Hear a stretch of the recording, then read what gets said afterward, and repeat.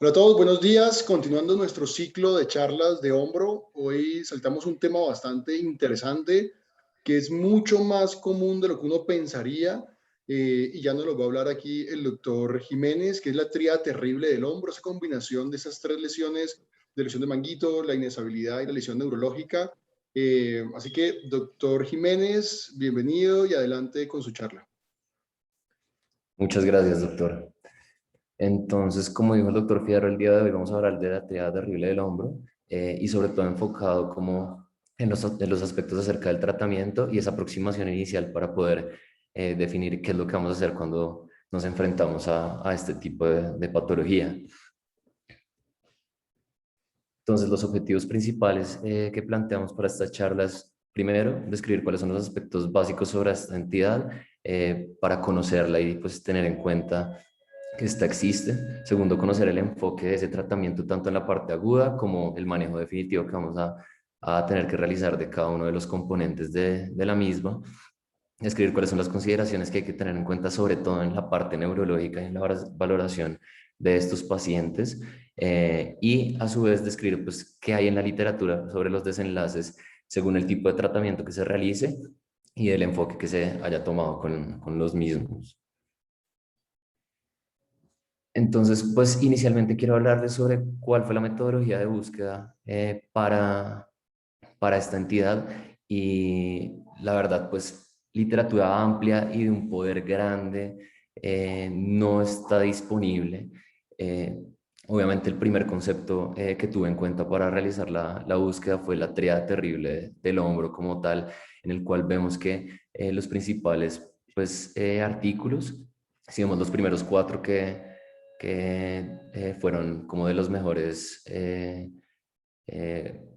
matches, perdón por decirlo así, que había en este punto, tenían que ver con el codo. Entonces podemos ver que muchos de ellos pues se confunden al momento de realizar la búsqueda con la tríada terrible del codo. Y es por esto que pues, se debió realizar una depuración mucho más amplia para poder enfocarlo. Fue en la tríada terrible del hombro.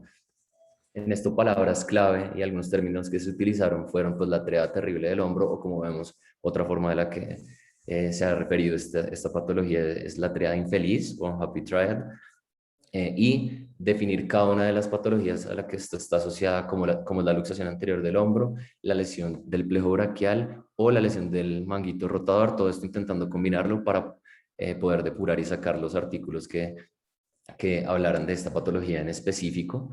Cuando buscábamos simplemente tríada terrible del hombro, se encontraron 67 artículos en total, esto incluyendo lo que les digo, los artículos en los que se confundía y hablaba de tríada terrible del codo.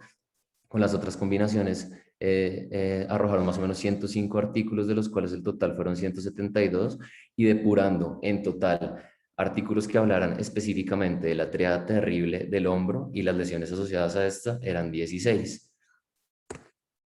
La mayor evidencia que existía en esto básicamente eran series de casos y series de casos no tan amplias. Había 5 artículos específicamente de triada terrible del hombro y el resto ya eran combinaciones entre inestabilidad glenohumeral o luxación anterior de la articulación glenohumeral con lesión del plejo braquial o asociado a lesión del manguito rotador. Y en total, revisiones de literatura, había dos que eran como las principales que han hablado de esta entidad. Entonces, como les digo, pues casi todos son reportes de caso y estos reportes de caso pues se basan principalmente en lo que describió González como esta entidad en el 91 y fue basado en un reporte de 2 casos que tuvo en el cual encontró pues las lesiones asociadas a esta que después fue descrita en el 94 por Guen como la triada infeliz y en el 95 por Rockwood y por Groh que definían la triada terrible, y esto principalmente a 3 entidades que ya les mencioné rápidamente, pero pues que vamos a enfocar en uno, la pérdida de esa relación entre la articulación glenohumeral, que la mayoría pues son luxaciones anteriores del hombro. Segundo, una lesión del manguito rotador, independientemente de que fuera una lesión única de alguno de los tendones o que fuera una ruptura masiva, que en ocasiones se asociaba a una ruptura o una fractura, perdón, de la tuberosidad mayor, que esta, por presentarse como una discontinuidad, sobre todo en el tendón del músculo supraespinoso, iba a considerarse como una ruptura del manguito rotador en términos de funcionalidad del paciente y a la hora de enfocar al paciente. Y lo tercero más importante, pues la lesión neurológica y la lesión del plejo braquial que podía generarse en estos pacientes. Ese trauma inicial iba a ser lo más importante y ellos describen en cada una de estas series de casos en los que se comenzó a hablar de esta entidad como la luxación anterior de la articulación glenohumeral. Era muy importante pues tener en cuenta las lesiones neurológicas que puedan estar asociadas bien fuera pre o post reducción, independientemente de la maniobra que se realizara, y hablan de la importancia de hacer una adecuada evaluación neurológica tanto antes como después de realizar la reducción en estos pacientes. Ya enfrentándonos a ese trauma inicial y teniendo en cuenta estos pacientes, pues hay varios interrogantes que arroja esta patología, y me parece que los 4 más importantes que vamos a tener que analizar es, primero, cuándo sospecharla, cuáles son esos síntomas o esos signos que nos van a hacer sospechar que nos estamos enfrentando a esta entidad. Segundo, cuáles son las modalidades diagnósticas para realizar el enfoque adecuado de esta patología, cuáles son esas indicaciones quirúrgicas y cómo van a ser los desenlaces de los pacientes tanto en el manejo quirúrgico como no quirúrgico. Y por último, ese tiempo de cirugía y sobre todo ese tiempo de definir si requiere o no algún procedimiento tanto para la ruptura del manguito rotador como para alguna lesión neurológica, bien sea que esté documentada por alguna modalidad diagnóstica o que tengamos sospecha de una lesión neurológica. Entonces, inicialmente, cuando sospecharlo, lo más importante va a ser presentar los síntomas posteriores al trauma inicial. ¿Cuáles han sido esos síntomas que se definen sobre todo en las revisiones de la literatura? Pues van a ser tanto los síntomas neurológicos como el dolor con los arcos de movilidad y esa limitación para pues la funcionalidad del paciente y la movilidad del hombro afectado. Pues que se ha descrito en la mayoría de las revisiones y de las series de casos, que estos pacientes van a tener primero una incapacidad para el inicio de la abducción, que se relaciona mucho más con una ruptura del manguito rotador o con la fractura de la tuberosidad mayor del húmero, no tanto a un proceso neurológico, una lesión neurológica. Sin embargo, no podemos descartarla y tenemos que estar pendientes. Y segundo, la dificultad para la rotación externa, bien sea también por una ruptura o simplemente por el dolor asociado al trauma inicial que haya tenido el paciente, pero todo esto nos debe levantar la sospecha de esta entidad. Entonces, cuando revisamos pues cada uno de estos artículos de revisión, valga la redundancia, se inicia con el análisis de cada una de las lesiones asociadas a esto. Primero, la ruptura del manguito rotador, y esto va a estar dado principalmente, como les decía, con la disminución o la limitación para los arcos de movilidad. Aquí es difícil diferenciar si la lesión neurológica está presente o no está presente.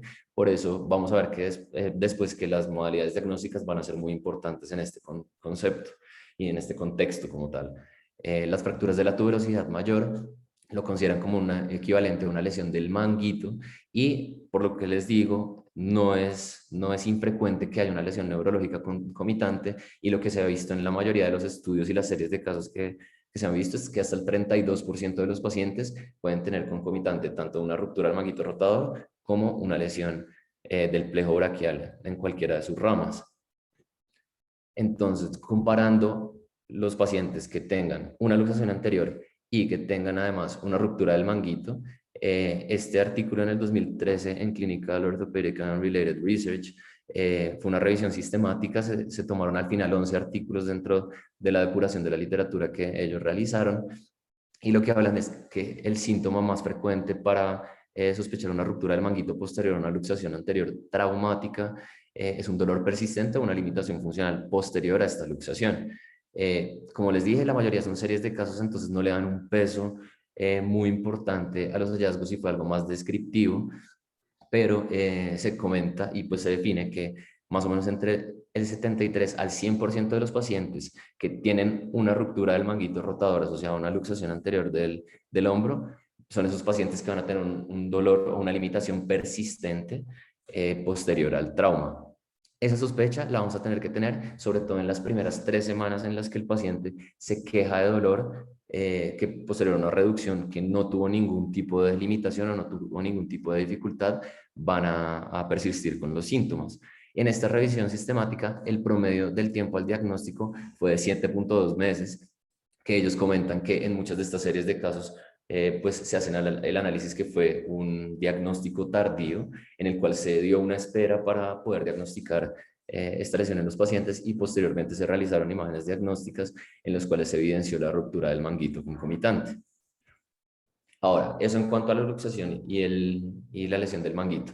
En cuanto a los síntomas neurológicos y la parte neurológica en estos pacientes, en el 2018, en una revista de neurocirugía, se hizo una revisión de la literatura en el cual se vio que la incidencia de lesiones neurológicas, bien sea únicamente relacionadas con una luxación anterior del hombro o que fueran relacionadas tanto con la luxación con la ruptura del manguito rotador, iba a ser hasta el 55% de los pacientes. Esto iba a ser mucho más común en luxaciones primarias más que en luxaciones recurrentes de los pacientes, dado que se realizaba el estudio y la limitación de los pacientes, tanto funcional como de dolor, y con ese estudio pues se realizaba un diagnóstico mediante imagenología principalmente.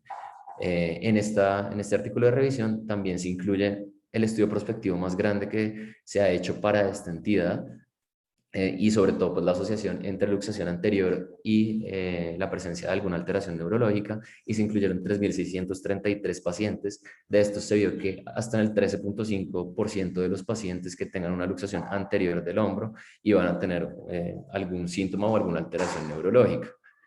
A partir de esto, definen cuáles son pues, los mecanismos de trauma más importantes y que nos debe hacer pensar en que tenemos una lesión neurológica asociada a la luxación.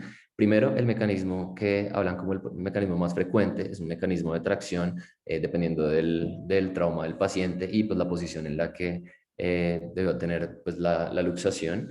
Y segundo, los traumas por aplastamiento, que ellos hablan de aplastamiento o de contusión directa en el momento en el que la cabeza humeral se luxa hacia anterior y hay un impacto hacia la región axilar de la glenoides, en donde puede en algún momento contactar o presentar una contusión del nervio axilar, el cual en estos casos pues es el más frecuentemente lesionado. Otros mecanismos que se han descrito, que no son muy frecuentes, pero que hablan como algunas de las causas que pueden generar alguna lesión neurológica, van a ser, primero, un hematoma expansivo en la región axilar que genere una compresión a esta altura, y que deba ser diagnosticado mediante algunas imágenes diagnósticas, una ecografía o algo que haga sospechar que ese hematoma expansivo nos está generando los síntomas neurológicos, o formación de pseudoaneurismas por una lesión neurovascular, que es muy raro, principalmente porque cuando tenemos esa contusión de los vasos es más frecuente que haya una ruptura o que haya una lesión vascular asociada, más que la formación de un pseudoaneurisma, pero también se ha descrito y lo incluyen en estos artículos de revisión. Ahora, ya teniendo en cuenta esos síntomas neurológicos, ¿cuándo va a ser el tiempo en el que se van a presentar? Lo más frecuente es que sean inmediatos, así sea previo o posterior a la reducción, y por eso es muy importante tenerlos en cuenta a la hora de la evaluación del paciente, tanto al momento de llegar al servicio de urgencias como después de realizar la maniobra de reducción. ¿Y cuáles son esos factores de riesgo para presentar las complicaciones neurológicas o las lesiones neurológicas asociadas? Se ha descrito principalmente que los pacientes mayores a 50 años tienen una mayor incidencia de las complicaciones neurológicas. Segundo, traumas de alta energía, aunque en algunas series de casos se habla que caídas de altura y traumas de baja energía pueden generar también estas lesiones neurológicas. Tercero, una lesión del manguito o la fractura de la tuberosidad mayor asociada, es decir, ya tener toda la entidad como tal de la estriada terrible del hombro, pues va a facilitar que tengamos una lesión neurológica. Y hablan del tiempo para la reducción, sobre todo cuando existe en algún grado algún atrapamiento pues del paquete neurológico, y esto puede generarme la lesión a esta altura. Sin embargo, los dos que más se han visto asociados y con factores de riesgo para las complicaciones neurológicas son tanto la edad, entonces pacientes mayores, y la lesión del manguito o la fractura de la tuberosidad concomitante. Y a partir de esto se genera cuáles son pues las lesiones más importantes y con mayor incidencia en estos pacientes con triadas terribles del hombro, vemos que la mayor incidencia pues va a ser una lesión tanto del manguito rotador, que se puede presentar hasta un 83.3% en algunos casos, o fracturas de la tuberosidad mayor. Y vemos que lesiones neurológicas, lo que se ha descrito es que el nervio axilar es el que más frecuentemente se lesiona. Estas lesiones concomitantes van a estar dependientes, como les dije, de la edad, y vamos a ver que cada una va a generarse en diferente frecuencia. Este estudio prospectivo es el que les hablaba, en el cual es la serie de casos y pues el estudio prospectivo más grande que se ha realizado, que fueron 3.633 pacientes. Fue un seguimiento que se realizó entre el 95 y el 2010, y el 2009, y fueron todos pacientes con una luxación anterior traumática, y se vio cuáles eran las lesiones concomitantes a esta altura. Lo que podemos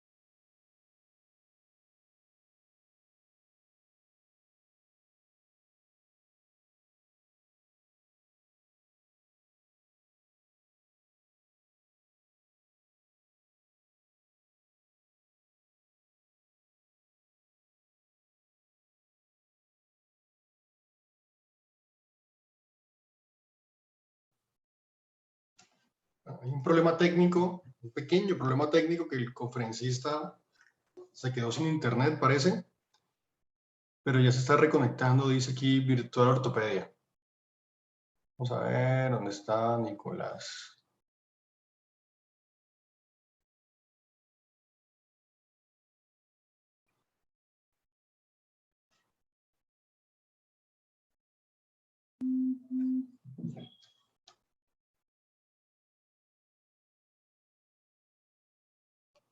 Sí, no lo veo.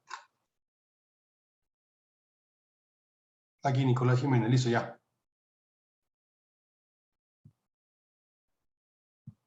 Listo, ya está otra vez como moderador, Nicolás. Claro. Ya, qué pena, doctor, se me cortó.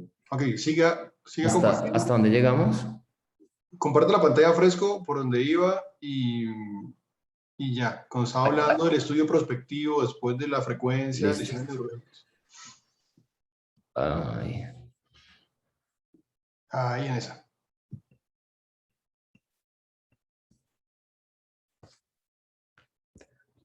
Listo. Y no sé entonces si alcanzaron a ver acá en las que les estaba hablando de la tabla y mirar que primero las luxaciones anteriores aisladas, que es el grupo 1 y es la línea azul que podemos ver ahí, está con su frecuencia bimodal y su distribución bimodal. Pacientes jóvenes en los cuales se van a dar luxaciones sobre todo de tipo traumático de alta energía o en actividades deportivas, y ya pacientes mayores aquí no diferencian si es solamente luxación o luxación y fracturas de húmero proximal, pero se ve que las luxaciones anteriores de hombro en pacientes mayores de 60 años va a ser como el segundo pico que se presentó en este estudio prospectivo. Y a partir de esto vemos que cada uno de los grupos que definieron el segundo grupo, el cual es la línea amarilla, son pacientes con luxación y déficit neurológico, los terceros con una fractura de la tuberosidad mayor o pues una ruptura del manguito rotador, y el cuarto ya lesiones combinadas, en el cual este grupo es el que vamos a hablar como la triada terrible del hombro, que tenemos pues las tres entidades, y vemos que la distribución a partir más o menos de los 50 años ya comienza a elevarse la proporción de pacientes que tenemos en los cuatro grupos. Sin embargo, pues la frecuencia de cada una de estas va a estar con la siguiente distribución, y vemos que en todos los pacientes que encontraron 60.8% presentaban únicamente una luxación aislada, ya combinado con una lesión neurológica era de 5.8%. Vemos que es mucho más frecuente cuando tienen una ruptura del manguito o una fractura de la tuberosidad mayor hasta el 25.7% por ciento de los pacientes. Y vemos que de lo que pues, queremos hablar y la triada terrible del hombro con las 3 lesiones, vieron que eran hasta el 7.8% de los pacientes. Entonces, esto en cuanto a cuándo sospechar y cuáles son los síntomas que tenemos que analizar y la prevalencia de cada una de estas. Ahora, las modalidades diagnósticas que tenemos que analizar y que nos pueden servir para el análisis de estos pacientes, lo que se describe en cada una de las revisiones de la literatura y las series de casos, pues es inicialmente una radiografía, tanto pre como postreducción, cuando tenemos la luxación pues documentada en estos pacientes, y ya otras ayudas adicionales dependiendo de lo que encontremos en las radiografías. Entonces, si tenemos una evidencia de una fractura de la tuberosidad mayor, podemos utilizar una tomografía para evidenciar cómo es el trazo de esta fractura, ver si es una fractura de tipo quirúrgico o no. Pero cuando tenemos sospecha de lesión del manguito rotador, ya una resonancia magnética es lo que nos va a ayudar a confirmar esta lesión.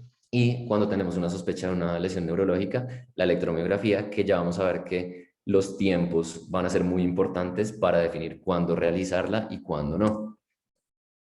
¿Cuál es la recomendación que se hace? Y esta es la última revisión de la literatura que se ha hecho y fue en el Journal de la Sociedad Americana de Ortopedia, publicada el año pasado. En este lo que hablan es que pacientes que tengan un déficit neurológico asociado o un déficit funcional sin una fractura de la tuberosidad evidenciada ni en radiografía ni en tomografía, se debe solicitar una resonancia magnética para descartar que existe una ruptura del manguito rotador.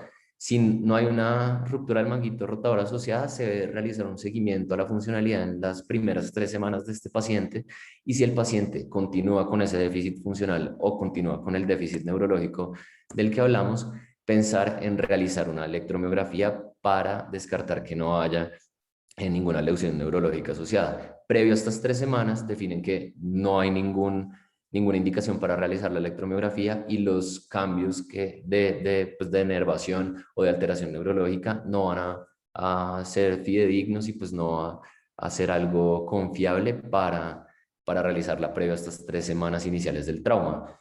Ya si tenemos una resonancia magnética con una ruptura del manguito rotador, hay que pensar en el manejo del mismo, pero se debe realizar también una electromiografía, porque lo que ellos definen es que independientemente de que tenga la ruptura del manguito, esto no me va a excluir una lesión neurológica y hay que realizar un seguimiento a este, y es por eso que se debe pensar en la electromiografía. Ahora, en cuanto al tiempo de la electromiografía, lo que se define es que entre las 4 a 6 semanas posterior al trauma es cuando se van a dar esos cambios iniciales de nervación o de falta de conducción en los nervios que puedan llegar a tener alguna lesión en estos pacientes. Sin embargo, después de las 3 semanas, en casi todas las revisiones, se define que es un tiempo prudente para poder realizarlo. Ahora, teniendo el resultado de la electromiografía, si tenemos más del 30% de la conducción del nervio en esa primera electromiografía posterior al trauma, se puede realizar un seguimiento y repetir más o menos en 6 semanas para definir si existe alguna recuperación o no. Y en los pacientes que tengan menor al 30% de la conducción, ya se debe pensar en un manejo quirúrgico y en una aproximación para una exploración de ese nervio, no en repetir a las 6 semanas, porque ya esto nos está hablando de un trauma, de una lesión mucho más grande. Ahora, si tenemos el contexto de un paciente en el que encontramos una ruptura del manguito rotador y se realizó la reparación del mismo en un tiempo prudente, que ya vamos a ver más o menos pues, que se ha descrito en la literatura, que es ese tiempo que se debe realizar la reparación, se debe realizar la reparación, y más o menos a los 6 meses, si el paciente persiste con un dolor importante y una limitación funcional de los arcos de movilidad, de la fuerza, y pues evidenciado por los desenlaces reportados por el paciente como un mal resultado, ya en este caso debemos considerar evaluar la parte neurológica y ver que no existe una lesión neurológica concomitante. Para un diagnóstico neurológico temprano, aparte de la electromiografía, se ha descrito la neurografía por resonancia, la cual puede utilizarse inmediatamente después del trauma. Sin embargo, pues no es de disponibilidad pues tan fácil, y no en todos los sitios podemos tener una neurografía y un adecuado análisis de la misma para poder definir que se tiene evidentemente pues una lesión del plejo braquial, pero esto lo que se ha visto es que aumenta la precisión diagnóstica a la hora de evaluar estas lesiones neurológicas, que se puede ver zonas de edema, bien sea de los tejidos blandos o ya del recorrido axonal y pues de los troncos del plejo braquial, y en algunos puntos una discontinuidad axonal, como se puede ver en la línea y en la flecha punteada en la imagen de la derecha. Estas son como las indicaciones de las modalidades diagnósticas y en qué nos puede servir cada una que se ha descrito en estos pacientes. Y ahora, ya teniendo el diagnóstico y ya teniendo un panorama de tengo definitivamente una tríada terrible del hombro o tengo cada una de estas lesiones asociadas, vamos a tener que pensar en cuándo debo operar y pues cuáles son esas indicaciones para realizar la reparación de cada una de estas lesiones. Entonces, como habíamos hablado, cuando tenemos una resonancia sin evidencia de ruptura del manguito, hacer ese seguimiento de la funcionalidad durante 3 semanas. Pero cuando tenemos una resonancia con una evidencia de la ruptura del manguito rotador, la recomendación es realizar una cirugía temprana, sobre todo si son pacientes jóvenes, y este tiempo va a ser principalmente, pues idealmente, en las primeras 3 semanas a un mes del trauma inicial, principalmente porque se ha visto que los desenlaces tanto en funcionalidad como en prevenir la disminución de la atrofia muscular asociada a la inmovilidad en estos pacientes va a ser mucho mejor si se realiza esta cirugía temprana cuando tenemos este tipo de lesiones. Desde el 86 ya se estaba describiendo pues cuál iba a ser la diferencia de tratar pacientes con ruptura del manguito posterior a una luxación anterior del hombro, acá no necesariamente asociados pues a la triada terrible y a la lesión neurológica, sino simplemente la lesión del manguito asociada a esa luxación, y en este se analizó una serie de casos, fueron dentro del grupo de los pacientes no quirúrgicos eran 39 pacientes, y se vio que de los pacientes que no se realizó cirugía, 77% de ellos, después de 2 años de seguimiento, iban a permanecer sintomáticos, refiriendo una mala funcionalidad, y 2/3 de estos pacientes iban a referir una dificultad para la movilidad del hombro. Entonces, todo esto pues hace pensar en la diferencia entre intervenir a estos pacientes de manera temprana o darles una espera o definir un manejo no quirúrgico independientemente de la lesión del manguito que tengamos.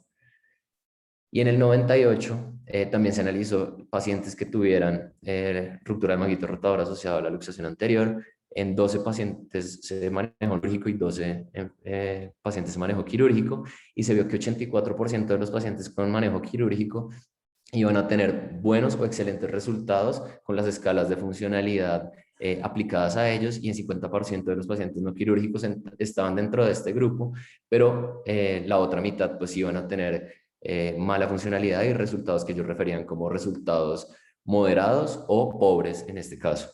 Ahora, uno de los factores de riesgo más importantes que ellos pudieron asociar para la disminución de la funcionalidad y que los pacientes persistieran con sintomatología eran en este punto pacientes mayores a 50 años. Entonces vamos viendo que la edad es un factor muy importante a tener en cuenta para analizar y definir qué pacientes van a tener un buen pronóstico y qué pacientes no. Entonces, posterior a esto, se hace como un algoritmo en el cual van a proponer cuál va a ser pues esa aproximación a los pacientes, en los cuales inicialmente si tenemos un paciente con la luxación y posterior a esto con una persistencia de los síntomas y de la debilidad y la disminución de la funcionalidad posterior a una inmovilización aproximada de 7 a 10 días, se debe pensar en lo que ya les hablé, hacer la resonancia, y si la resonancia es positiva en este punto, pensar en la cirugía, y aquí es donde ellos hacen énfasis, y es en esa cirugía temprana del manguito rotador. ¿Cuáles son esos desenlaces principales a la hora de analizar los pacientes en los que se opera la ruptura del manguito?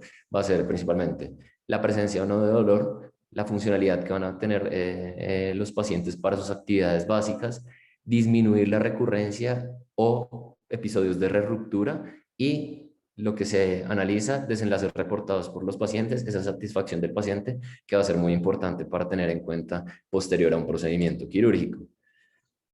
Y hablando de esos desenlaces, en el 2019, en esta serie de casos retrospectiva, 23 pacientes, se vio que los pacientes operados con posterior a la luxación anterior traumática del hombro y con la ruptura del manguito iban a tener en promedio resultados buenos excelentes del 84%, Y el porcentaje de ruptura, que igual fue alto, teniendo en cuenta el número de pacientes, iba a ser 21.2%. Igual, dentro de las conclusiones, pues hablan de que es una serie de casos en los cuales son pocos pacientes a analizar, pero es uno de los desenlaces a tener en cuenta en ellos.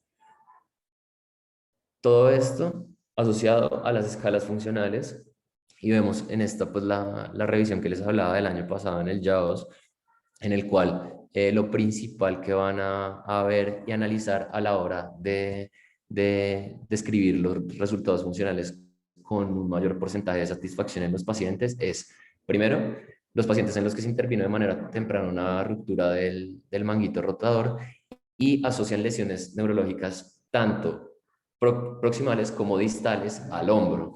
Entonces, se habla que los pacientes que tienen una lesión neurológica en nervios que inerven, valga la redundancia, musculatura más distal al hombro, y van a tener mejores resultados funcionales en todas las escalas funcionales, pues comparado con pacientes que iban a tener alguna lesión que afectara la inervación del hombro. Por último, el último interrogante en cuanto al tiempo de cirugía y cómo realizar esa aproximación del paciente. Entonces, no hay muchos estudios que hablen sobre cuándo voy a operar estos pacientes o cuándo es ese tiempo principal para poder definirlo. Sin embargo, pues en esta revisión del 2018 que también ya les mencioné, cuando teníamos esa lesión del manguito rotador confirmada por resonancia y posterior a 2 o 3 meses el paciente continuaba con esa disminución de la funcionalidad, pues se debía operar. Y lo que les digo, ellos definen este periodo de 2 a 3 meses como el punto crítico para mejorar la funcionalidad de los pacientes y realizar esa intervención del manguito rotador.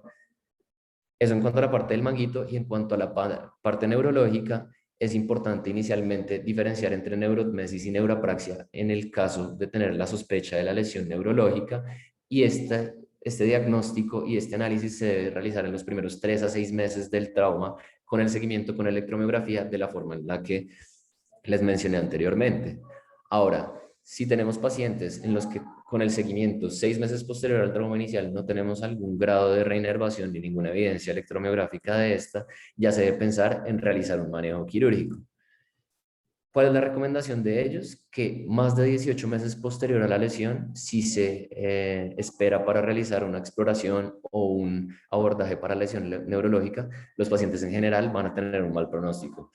Entonces, este va a ser como el periodo de tiempo en el que se pone el punto de corte para definir los pacientes que se deben llevar a una exploración o a una reparación nerviosa en el caso de tener estas lesiones concomitantes.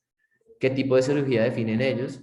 Pues depende del grado de lesión y de los hallazgos electromiográficos que nos pueden indicar cuál es esa lesión. Primero, los pacientes en los que electromiográficamente se ve una continuidad nerviosa y unos signos de reinervación en los potenciales, pero vemos que es una reinervación que no está siendo la adecuada y que está siendo una reinervación lenta. Se puede hacer inicialmente una neurolisis externa, porque hablan de la causa más frecuente para esta disminución en la latencia y en la velocidad de la reinervación, como la fibrosis que se genera posterior al edema y posterior al trauma alrededor de los axones. Entonces, esta neurolisis externa nos puede ayudar a liberar sobre todo el vasa nervorum, que pueden estar comprimidos y generar una alteración en la vascularidad de los mismos y que disminuyan la conducción. Segundo, cuando tenemos ya pacientes con una persistencia de dolor neuropático, que tengan evidencia de un engrosamiento del epineuro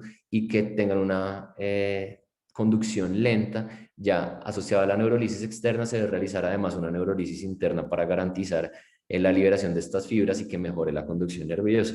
Y en los pacientes en los que ya hay una discontinuidad nerviosa documentada y no hay una conducción electromiográfica evidente, ya pensar en realizar la exploración y bien sea colocar un injerto para poder garantizar o mejorar el pronóstico de estas lesiones nerviosas. Entonces, con todo esto que nos queda en lo que hay de la literatura y en lo que pudimos pues, ver en los anteriores artículos, es primero una propuesta de una clasificación que se da en en este artículo de revisión del año pasado, en los cuales tienen en cuenta las dos lesiones asociadas a esa luxación anterior del hombro, que van a ser primero la lesión o del manguito rotador o de la fractura de la tuberosidad mayor, y lo hablan como una lesión en el mecanismo abductor del hombro y de la movilidad del mismo.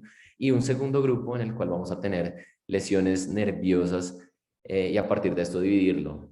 Pacientes que tengan lesiones de la parte distal y de la inervación distal de la extremidad superior, o pacientes con lesiones de nervios que inerven los músculos que van a ayudar con la movilidad del hombro. En este primer grupo, ellos definen un manejo quirúrgico para esas lesiones del manguito rotador y de la tuberosidad mayor, y como ya vimos previamente, máximo 2 a 3 meses posterior al trauma, siendo ya este pues el extremo del tiempo que ellos consideran como adecuado para garantizar una mejoría de la funcionalidad de los pacientes. Y en el segundo grupo va a ser más un seguimiento, sobre todo en pacientes que tengan una lesión postganglionar. Ya las lesiones preganglionares pues sí van a ser de manejo quirúrgico per se, por la disminución del pronóstico que van a tener, pero en los otros pacientes hacer el seguimiento del que ya hemos hablado. Y a partir de esto, quise traer pues una propuesta de un algoritmo de manejo en los pacientes en los que inicialmente tenemos una luxación anterior del hombro con una disminución funcional importante y dolor, que son los síntomas que ya hablamos a la hora de sospechar que estamos enfrentando ante una triada terrible del hombro. Estos pacientes que continúen con esa disminución funcional o una lesión neurológica que estamos sospechando o persistencia de dolor, realizar una resonancia magnética. Si tenemos la confirmación de la ruptura del manguito rotador, considerar la reparación en estos primeros 2 meses máximo. Y si no hay ruptura del manguito rotador, tener siempre en cuenta que debemos sospechar una lesión neurológica en estos pacientes que no mejora el dolor, la funcionalidad y la fuerza. Entonces, cuando tenemos esa sospecha de la lesión neurológica, realizar una inmovilización del paciente y un seguimiento durante las 3 primeras semanas. Si existe recuperación, continuar con un seguimiento clínico y ver la sintomatología cómo se va dando. Pero si no tenemos ningún tipo de recuperación funcional y el paciente continúa con esta limitación, realizar la electromiografía. Si no tiene una lesión neurológica evidente, se debe continuar con el seguimiento clínico y muy probablemente realizar una electromiografía posteriormente, aunque no es una camisa de fuerza, y ya con esto en la mayoría de los estudios se habla de descartar que exista algún compromiso en este punto. Pero si tenemos una lesión, vamos a ver que en una lesión completa, la idea es realizar una exploración y un procedimiento dependiendo de lo que se encuentre, bien sea pues intraquirúrgicamente o en los hallazgos electromiográficos, pero ideal no realizarla mayor a 18 meses. Y en los casos en los que se tiene una lesión parcial, muchas veces los pacientes presentan una adecuada reinervación y una mejoría de las mismas, entonces se debe realizar un seguimiento con una electromiografía a las 3 semanas, y si no hay ningún tipo de recuperación o de reinervación, considerar ya el procedimiento quirúrgico, pero como he repetido varias veces, estos 18 meses va a ser como el periodo crítico para pensar en realizar una reparación neurológica. Entonces, las conclusiones de esta charla, primero, como les mostré, pues son estudios que no es un gran número de artículos que me hablen específicamente de triada terrible del hombro, y aparte son estudios de bajo poder, series de casos principalmente, que pues falta una muestra importante para poder hablar de un poder mayor y sacar unas conclusiones más específicas. Sin embargo, todos tienen en cuenta primero la importancia de realizar una adecuada pues, aproximación al paciente y tener una sospecha basada tanto en la parte neurológica y funcional como en el dolor de los pacientes posterior al trauma inicial. Es importante conocer cada una de las modalidades diagnósticas y saber que las lesiones concomitantes pues hay que descartarlas y sospecharlas para saber cuál de estas debemos intervenir. También realizar un seguimiento estricto y teniendo en cuenta los tiempos para definir si un paciente requiere un manejo quirúrgico o no, y tener en cuenta que pues hay un porcentaje grande de los pacientes en los que se da una recuperación de esas lesiones neurológicas, pero hay que hacer un seguimiento juicioso para determinar cuándo el paciente debe ser llevado a una exploración nerviosa o se puede realizar un manejo no quirúrgico. Gracias.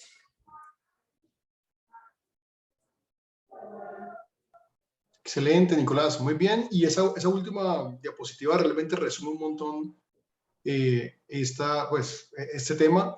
Creo que aquí el truco es la sospecha, ni siquiera el diagnóstico, la sospecha diagnóstica de esto, porque usualmente son pacientes, como usted bien lo mencionó, después de los 50 años que se luchan el hombro, y al estar las personas acostumbradas a manejar inestabilidad de hombro en gente joven, lo que dicen es, bueno, es la misma luxación, pero una persona de 55 años. Y resulta que no por la incidencia de lesiones asociadas, como usted bien lo mencionó. Entonces creo que una persona después de los 50 años que se luxe el hombro, creo que uno tiene que ser un poco más acucioso en su examen físico y no solamente ver la parte de la estabilidad del hombro.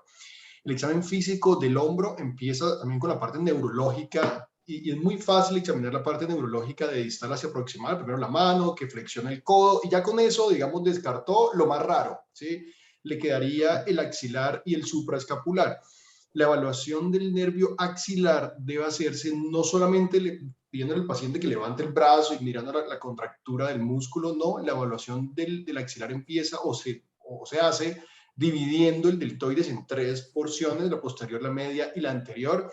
Y el examen físico debe hacerse así, de la parte posterior, la media y la anterior, porque muchas veces en neuropraxias del axilar, lo que uno ve al momento de ver el paciente en la consulta externa, el paciente realmente no tiene nada de contracción de la porción anterior del deltoides, pero sí tiene contracción moderada del deltoides posterior. Entonces, si el paciente tiene una luxación del hombro y yo de entrada en esa primera consulta, a las 2 semanas, veo que el deltoides posterior se contrae y el medio muy poquito y el anterior nada, pues eso le da a uno mucha tranquilidad de saber que el nervio va a recuperar, que es una neuropraxia de lo que se está tratando, que es lo más común. Entonces, para el axilar, que es el nervio más frecuentemente afectado, esa sería como el abordaje que yo le recomendaría.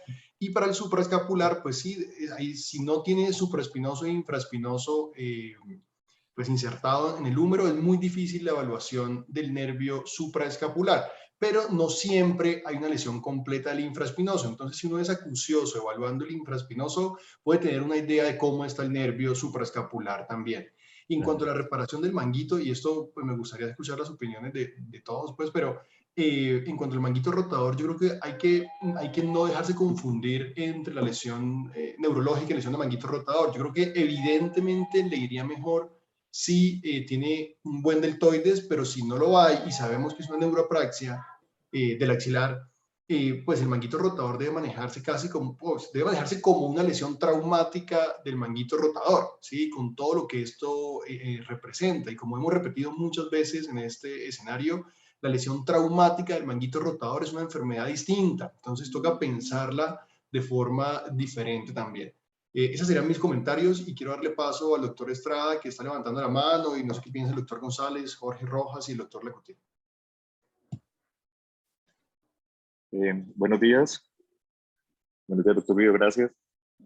No, quería hacer solamente un pequeño comentario. La charla de Nicolás me pareció buenísima y la presentación estuvo excelente.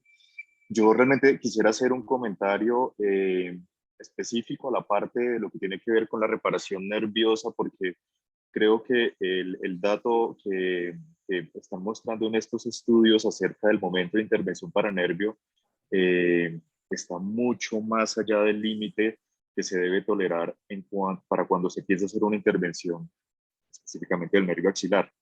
Los 18 meses es el tiempo límite que está demostrado que la placa neuromuscular es capaz de resistir sin un estímulo. Es decir, a partir de este momento ya desaparece la placa neuromuscular, ya se atrofia completamente, de manera que 18 meses no es el tiempo indicado.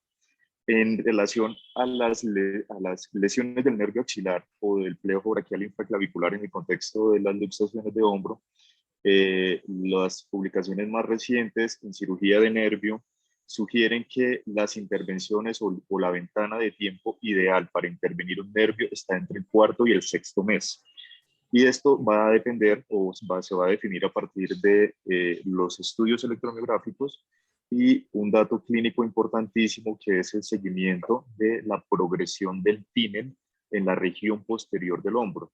Si hay un túnel positivo que progresa en el recorrido que hace el nervio axilar alrededor del deltoides, este es un paciente que podemos, al que le podemos hacer un seguimiento y esperar hasta su recuperación. Cuando hay ausencia de un túnel los cambios tróficos están pronunciados. Y adicionalmente hay una lesión concomitante a la del axilar, como por ejemplo una lesión del cubital, que es la más frecuente en cuanto a las lesiones de las ramas terminales, y se empiezan a presentar recuperaciones distintas, como que primero recupera el cubital antes que el axilar. Estos son pacientes que se deben entrar a explorar tempranamente, y dependiendo de los hallazgos intraoperatorios, se define si se hace solamente una neurolisis o se opta por hacer una transferencia nerviosa directa, que es tal vez lo que ha mostrado mejores resultados en recuperación de función del axilar, por la ventaja que da la proximidad que tiene las ramas del nervio radial, que están inervando las porciones del tríceps o la porción larga del tríceps específicamente, y que ha mostrado tener mejores resultados que las reconstrucciones con injerto, especialmente cuando se operan a partir de o después del cuarto mes. Entonces, solamente quería complementar eso, que realmente el tiempo de intervención para nervio es entre el cuarto y el sexto mes. A partir del mes 18 ya no vale la pena hacer ningún tipo de intervención en nervio, porque la placa neuromuscular ya está completamente atrofiada. Y el estudio o el análisis de la electromiografía más la evaluación de la progresión del túnel son los que definen o determinan si hay una indicación de exploración quirúrgica o solamente de observación. Muchas gracias, doctor. Excelente, Camilo, muchas gracias y muy buena aclaración. Y como ven, y yo vuelvo e insisto en lo mismo, la evaluación clínica es clave. Es más, como decía Camilo, la electromiografía es complementaria al examen físico, y yo en lo personal le creo mucho más al examen físico que a la electromiografía. La probabilidad de falsos negativos en la electromiografía es considerable en estos casos. Por eso el examen clínico es la clave de esto, con todo lo que Camilo mencionaba y yo mencioné anteriormente. No sé si el doctor Rojas quiere hacer algún comentario, si no, o el doctor Lacutir, si no, dejamos acá. Doctor, yo tenía una duda con respecto al comentario de Camilo. Sí. Teniendo en cuenta que los artículos que mencionaba Nico en general le dan prioridad a la reparación quirúrgica inicial en el contexto de ruptura traumática del manguito rotador, y lo ponían como el punto de corte 3 meses, y ahora teniendo en cuenta el punto de corte que pone Camilo para el seguimiento y el manejo quirúrgico oportuno de nervio, si bien es cierto, siempre hemos dado prioridad al manejo del manguito, ¿en qué momento uno no le daría prioridad al manejo quirúrgico del manguito, teniendo como desenlace principal la recuperación o el seguimiento del nervio? Nunca. Exactamente. La respuesta es nunca. En realidad yo creo que la parte del nervio es supremamente importante en términos de las secuelas tan devastadoras que da, pero creo que el dático que nos falta ahí es que casi el 90 al 100% de esas lesiones se mejoran. O sea, es muy raro que uno tenga un paciente que requiera Exacto. procedimientos de reparación de nervio, en cuyo caso los desenlaces igual son bastante malos, no son muy buenos, pero la prioridad es el manguito rotador. Y creo que un detallito del que no hablamos mucho, pero que justamente refleja el manejo, es la parte de la inestabilidad. Como ustedes se dieron cuenta, la inestabilidad casi ni se habló. ¿Y por qué casi ni se habló? Porque en estos pacientes es muy raro que, a pesar de que estén luxados, uno tenga que hacer reparaciones de la cápsula o reparaciones de Bankart. En realidad, todo el tratamiento quirúrgico se centra en el manguito. Esa es la parte primordial. Y la única parte en la que yo sí difiero, Guido, un poquito, es que yo creo que un paciente mayor de 50 años, o incluso un paciente mayor de 40 años, que se luxó, lo redujeron en urgencias y yo lo veo al mes y sigue sin poder levantar el brazo, yo le pediría de una vez resonancia de electromiografía. ¿Por qué? Porque el examen clínico a veces a uno le puede hacer una mala pasada. Por ejemplo, el deltoides, no todas las lesiones del nervio axilar producen alteración de la rama sensitiva, y a uno podría pasársele un paciente que tiene eso. ¿Eso va a cambiar el manejo? No, pero sí es importante para pronóstico y para seguimiento, para hacer las electromiografías de seguimiento y saber cómo va ese paciente. Esa es como la única cosa que yo haría diferente al algoritmo que presentó Nico, de primero hacer la resonancia y después hacer la electromiografía de acuerdo al resultado de la resonancia. Yo creo que un paciente de 50 años, póngase usted esa imagen en la cabeza, un paciente de 50 años se luxó, lo redujeron en urgencias y llega a las 4 semanas y no puede levantar el brazo, no abduce. Yo le pediría de una de los dos exámenes, pero creo que en eso entran a jugar muchos factores, pero es como mi único comentario. Muchas gracias por la charla, muy buena. Sí, Jorge, muchas gracias por el comentario. Y sí, de acuerdo, yo creo que uno, pues, Cuando uno dice que no abduce el brazo, sí, puede que no haga abducción, incluso elevación, porque no tiene nada de deltoides, pero hay otras formas de mirar el supraescapular. Entonces, eso también le ayuda a uno a la evaluación.